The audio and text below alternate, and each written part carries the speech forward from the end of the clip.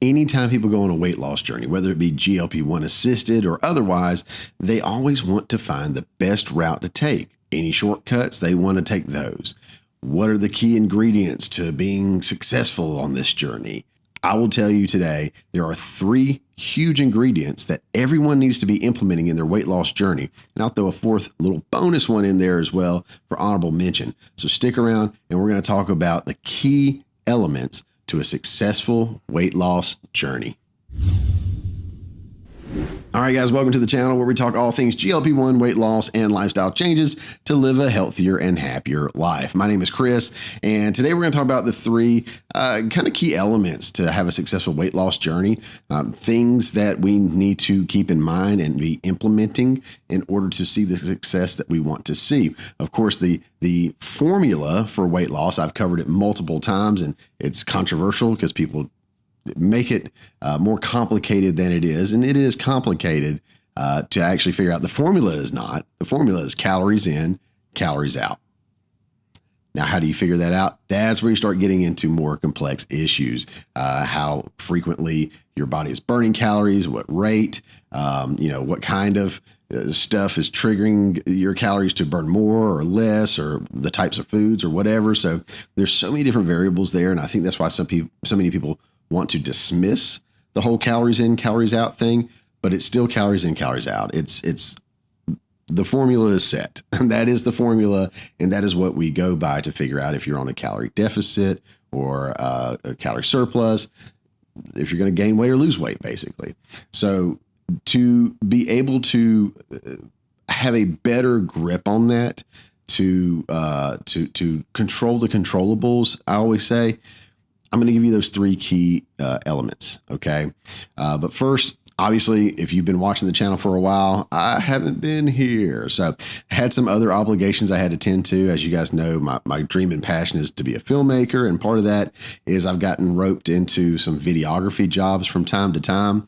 Not something I absolutely love to do, but I did get roped into one a few years ago, and it was pre-K graduations for a church somebody had told me about.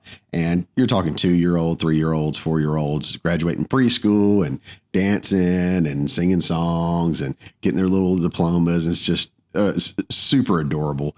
And I've gotten to where I really enjoy doing it. And plus, I do make a little money off of it. Not a bunch, but I make a little bit. So that is something I do every year. So I did just have to do that and knock it out real quick. And I had a deadline. Obviously, I want to get those turned around for the parents and grandparents and whatnot, so they could have those videos of the kids. So I've been working on that, and then you guys know I just rebuilt my computer, so trying to shuffle things over to that as well. So I had a lot going on, but I'm back, and hopefully we'll have some more videos coming out very soon. I have hit my 1-year anniversary on the GLP-1. I just had another birthday, and in fact, next week I will be taking my very first vacation while on a GLP-1. So I'll be documenting some stuff with that and keeping you guys up to date on what worked, what didn't work, because again, I don't even know. I've never been on a vacation while on a GLP-1. So I have plans on how I'm going to stay on top of things. We'll see if that works or not. It is not just me and my family going on vacation. We're going with my mom and dad, and we're going with my brother and his family.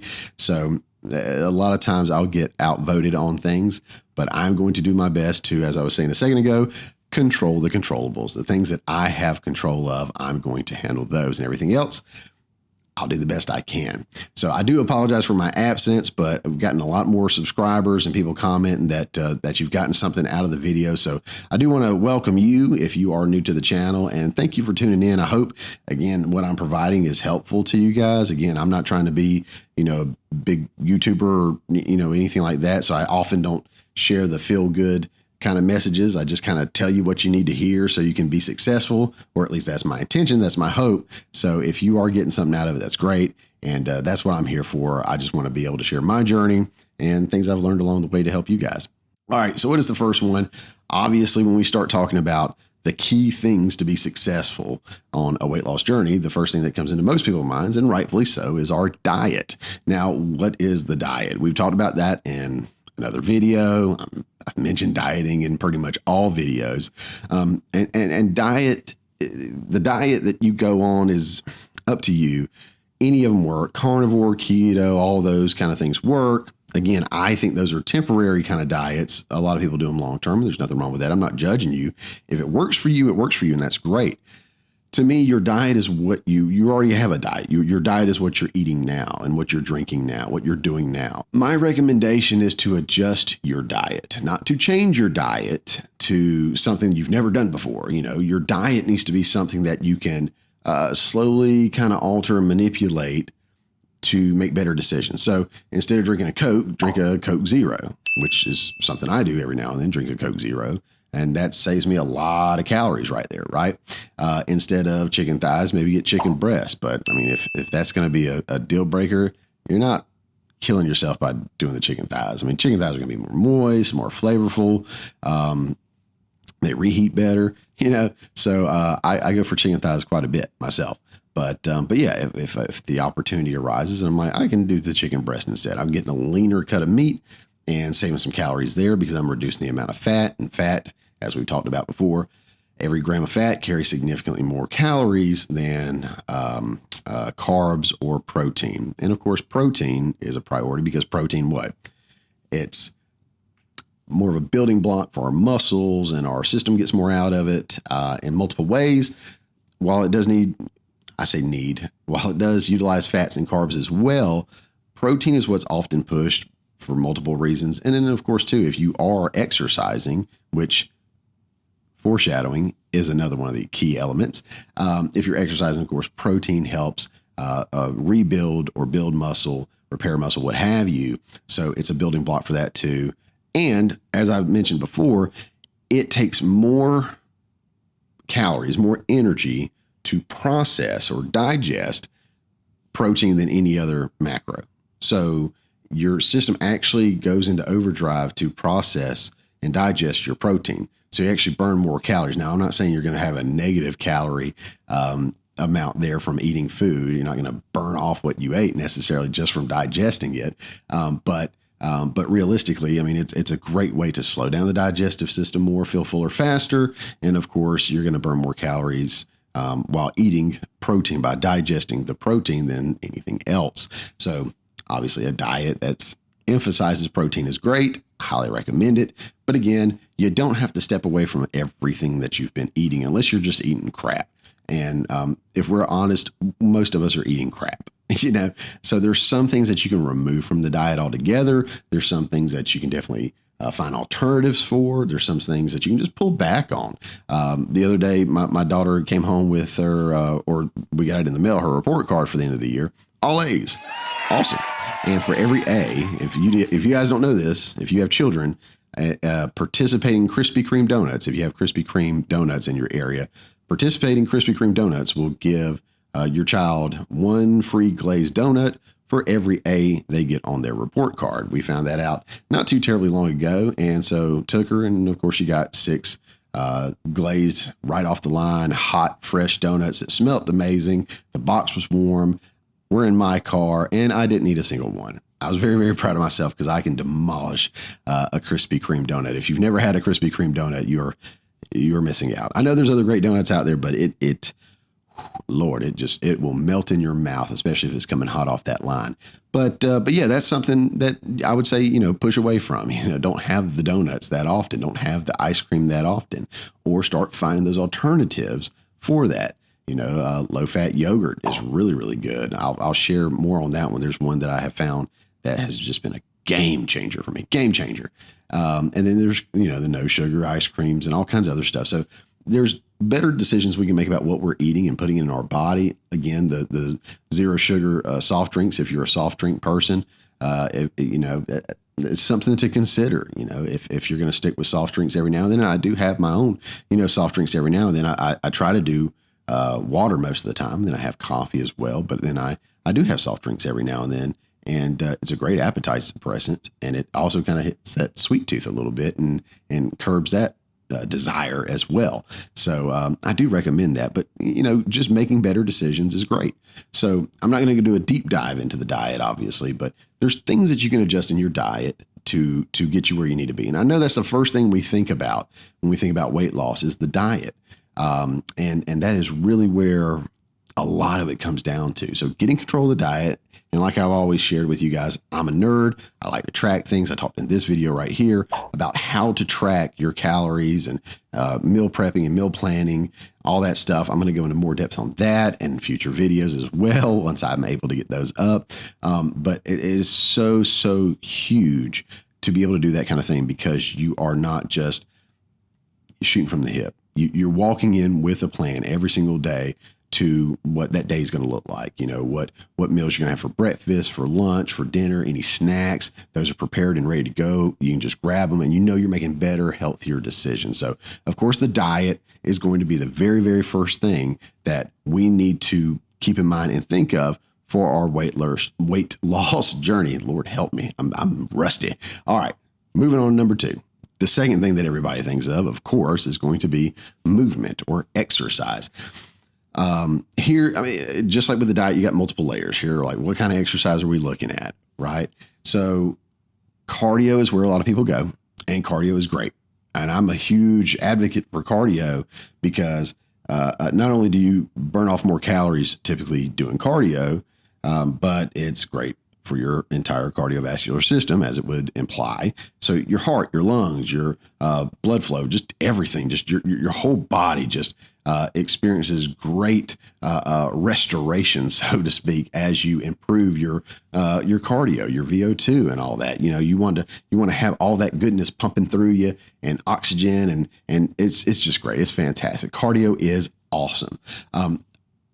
Weight training is the other one, and I lean more toward emphasizing that right off the bat more than cardio for this reason alone.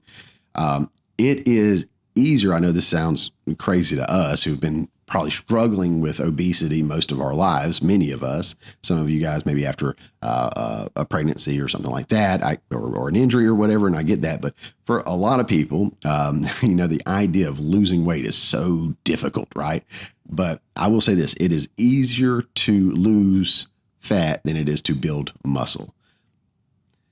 And I know sometimes it's very difficult to lose the fat, and I get that. Been there, done that, still struggling with it, obviously, right? But, you know, mastering it as much as I can.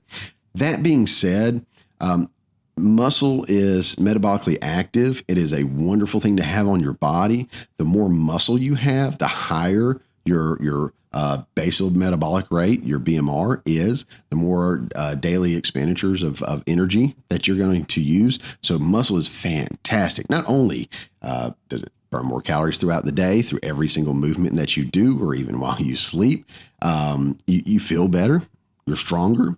And when you do lose the weight, you're not that skinny fat that people complain about. You have a much better physique. You look better. You feel better.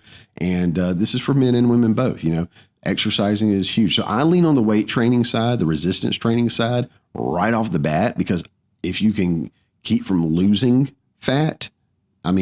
keep from losing muscle, that's huge. Because again, putting that muscle back on is going to be significantly more difficult than just losing more fat. So maintaining the amount of muscle that you have now, or even growing some additional muscle, building some additional muscle through really heavy lifting and consistently lifting and pushing hard, that's huge. That's going to have much greater long-term, I think, effects and an impact on your overall calorie burn on a daily basis than just the cardio. Now, I still highly recommend having some cardio in there.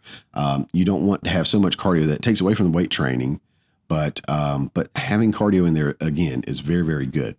Finding that balance is going to be difficult for some people right off the bat, and even talking people into doing the weight training in general, or going to a gym, or buying weights for home. I know it's a huge hurdle for some people, but the return on that investment, massive, absolutely massive. I can't recommend it enough. I have seen huge benefits. I can actually start to see like my traps, my shoulders. I can start to see the muscles that I've been working on start to pop out a little bit more. Not hugely, you know. You can't build a ton of muscle real quick, but I'm starting to see that.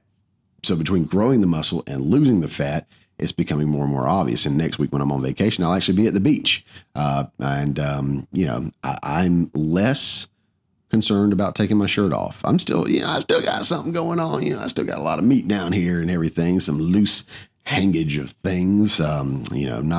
Not a lovely picture there, but overall, I'm significantly more confident than I would have been a year ago, 2 years ago, or what have you.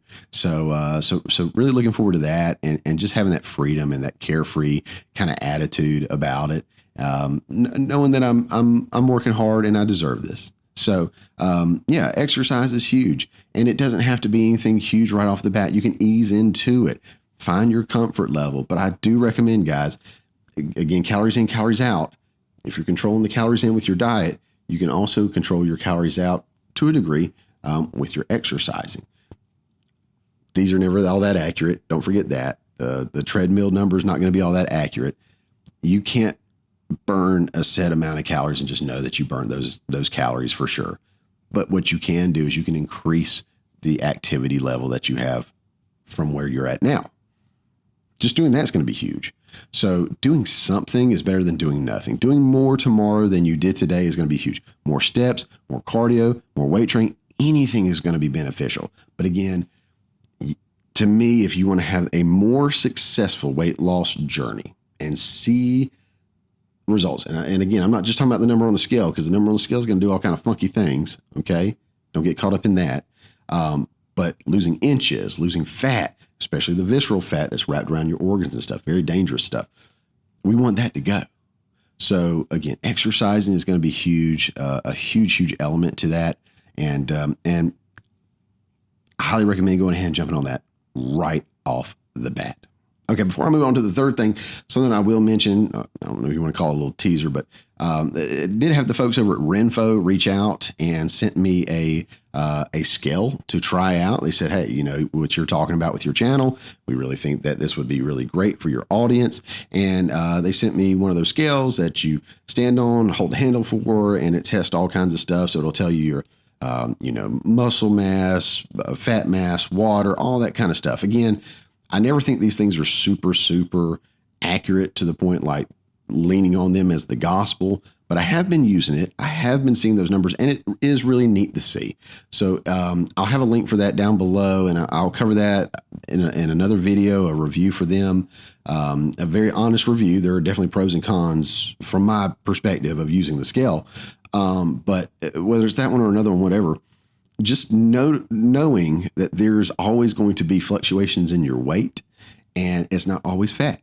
You got fat, you've got food, especially if you're on GLP-1, that's still in your system being processed. Because remember, GLP-1 slowed down that digestive system, right? That process there. So you may be holding on to more food still being in there, between that, the sodium of bloating, holding on to more water, injuries, muscle recovery, all kinds of different things play an element. So seeing those numbers again, I don't think they're always the most accurate, but it keeps your mind kind of refreshed and knowing like, okay, I didn't gain 2 pounds of fat overnight. All right.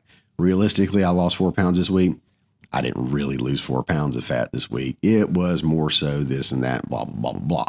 So again, I'll talk about that skill in another video, but I do recommend, guys, weighing yourself, measuring yourself, taking progress pictures, which I'm guilty of. Somebody mentioned that in the comment section of one.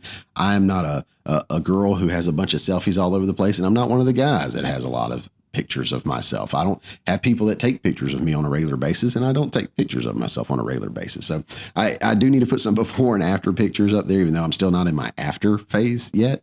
But I'll try to do some progress pictures here before too long. In probably my 1 year update video I'll be putting out very soon. But yeah, stuff like that, guys, noticing that the clothes are fitting differently and everything. Those are all, non-scale victories, scale victories, whatever. Don't get caught up in that number on the scale. That's a whole nother thing, a whole nother topic in a video and mindset shift and everything. But yeah, just know if you're doing the right stuff, you're going to see the right results, but you got to be consistent with it. Moving on to the third thing.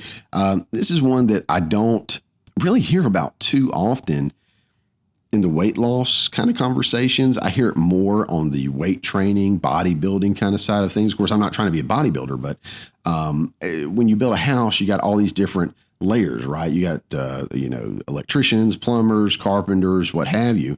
And then within them, you got people that do like the drywall or plaster or the roofing or whatever. You got all these different elements that are part of it. And so I want to learn how to build muscle. I watch a lot of folks that do bodybuilding and professional, stuff like that, because they definitely know how to build some muscle. To be fair, a lot of them are on gear. So, if I'm watching somebody who's, a natty, that's usually more beneficial to me because you don't have the same recovery time and everything. But speaking of recovery, the third element that I would say is just vitally important, and again, not spoken about enough, is sleep. You got to get your sleep, guys. Sleep is huge. Sleep is when your body gets to recover from the day. And there's so many different things that can cause you to hold on to the fat. Now, calories in, calories out still comes into play, but your hormones and other things can come into play to where it locks down fat. So when you are burning energy, you start burning muscle, or you start burning, bone even, or other stuff. So it will lock down fat as kind of a survival mode kind of thing. And that's hormones like your stress hormones, other things that are going on. Guys, especially, let me point this out again. I am on testosterone prescribed by my doctor because I had insanely stupid low testosterone years ago, 60 nanograms per deciliter, 60 nanograms per deciliter. And the range you want to be in is 300 to 1,000, somewhere in that ballpark. Even, a little higher is okay, but you want to be in that ballpark. And I was at 60. So, now I am in the ballpark. I'm feeling better. But one of the things with the testosterone is your body releases more when you are sleeping. That's a huge, huge time for your body to release more chemicals and hormones throughout your body, do all kinds of stuff, right? It lowers your ghrelin levels, your cortisol levels, your testosterone gets released. If you're not getting a good night's sleep, oh my God, you are missing out on so many benefits. And then, of course, if you are weight training and building muscle happens when you sleep, when you rest. That's recovery is when it happens. You don't build muscle in the gym. You rip your muscles apart. You push them to their limits. You stress them out. You signal to your body that I am not strong enough to do this.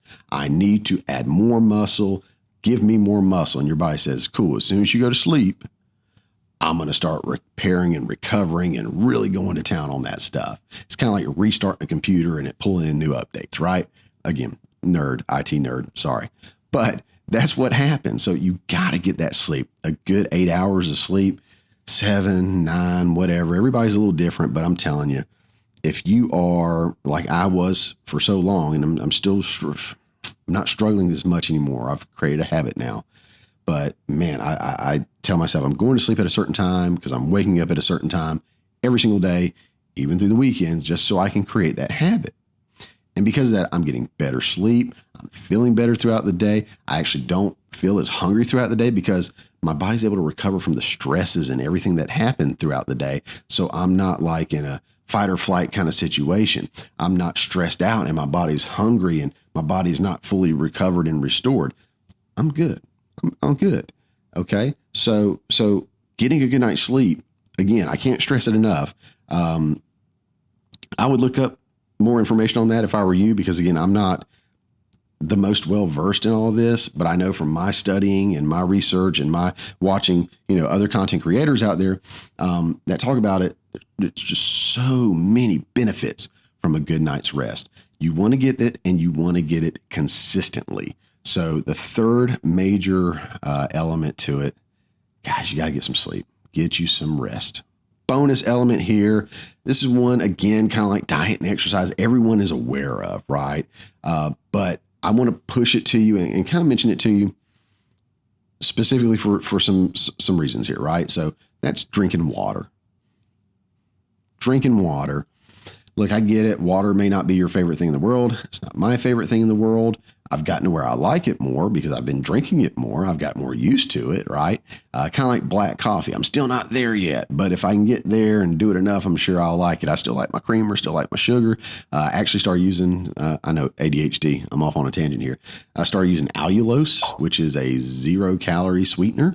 I'm mixing it in with the sugar, so it's about half and half mix because I just want to see how it tastes. and how it sweetens before I go all out. Make sure I don't have any issues with it. I've heard things like that can make your, kind of throat scratchy or something like that. So I just want to make sure I'm good with it. Make sure it's an actual good replacement for sugar before I go all in. Plus it's a little pricey. So even if I'm cutting down the sugar by half, that's huge, right? And then the creamer that I'll use for my coffee is a 0 sugar creamer. So good swap outs right there, I think. But yeah, so water, back to water. Water is huge. Got a couple notes. So water, when you think about water, think about the weight of water, right? Whether it's a fish tank or, if you have a gallon jug of water, that joker's heavy, right? Well, water is very, very, very heavy. So the more water you have in your system, the heavier you're going to be on the scale, the heavier you might feel, the more sluggish you might feel if you got too much in you at one point in time. But that's not a terrible thing because it's taking up more room and weighing you down in your stomach, right? So it helps you feel fuller faster. It helps curb that appetite. If you're drinking water throughout the day, you don't get as hungry as often. And it's a wonderful thing as far as that goes, as far as the appetite suppressant, curbing the appetite, feeling fuller, that kind of thing goes, that's great.